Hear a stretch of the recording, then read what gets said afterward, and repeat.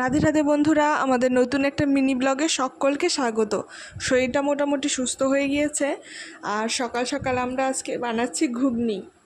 বুনু এসেছে, ঘুগনি আর লুচি হবে আমাদের, তাই ব্রেকফাস্টে দেখো ফুলকো ফুলকো লুচি ভেজে নিচ্ছি কয়েকটা। আর এটা কিন্তু শুধু ময়দার নয়, ময়দা আর আটা দিয়ে কিন্তু ময়ান দিয়ে লুচিটা বানানো হচ্ছে। আর দেখো কড়াইতে কিন্তু খুবই সামান্য পরিমাণ তেল দেওয়া হয়েছে, তাতেই কিন্তু লুচিগুলো খুব সুন্দর সুন্দর ফুলছে। আসলে আটাটা যদি ঠিকঠাক ময়ান দেওয়া হয় তাহলে কিন্তু অল্প তেলেও লুচি ফুলে ওঠে।